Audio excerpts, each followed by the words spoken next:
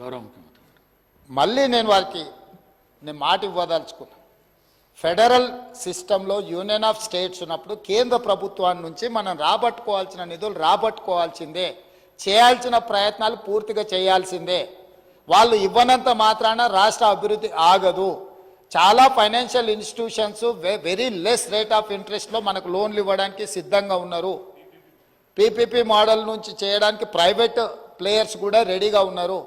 కాబట్టి ఒకవేళ వాళ్ళు ఇచ్చినా ఇవ్వకపోయినా నేను వారికి మాట ఇస్తున్నా, ఖచ్చితంగా వచ్చే 2029 ఎన్నికల లోపల ఓల్డ్ సిటీకి మెట్రో రైలు నిర్మించి అదే మెట్రో రైల్లో ఎట్లయితే లండన్లో థేమ్ రివర్ను చూడడానికి డెవలప్మెంట్ కోసం అక్బరుద్దీన్ ఓవైసీ గారితో కలిసిపోయి చూసినో ఇదే మెట్రోలో హైదరాబాద్ ఓల్డ్ సిటీలో తిరుగుతాము.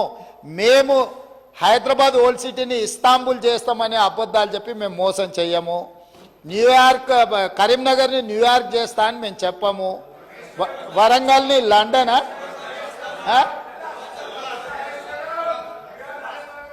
సో వరంగల్ని లండన్ చేస్తామని, కరీంనగర్ని న్యూయార్క్ చేస్తామని, ఓల్డ్ సిటీని ఇస్తాంబుల్ చేస్తామని ఇట్లాంటి అబద్ధాలతో మేము కాలం వెళ్ళదీయము. తప్పకుండా మేము చేస్తాము. ఇప్పటి వరకు 100% చెప్పిన మాట మీద నిలబడ్డాం కాబట్టి ఇక్కడికి వచ్చిన భవిష్యత్తులో కూడా అదే మాట మీద నిలబడతాం.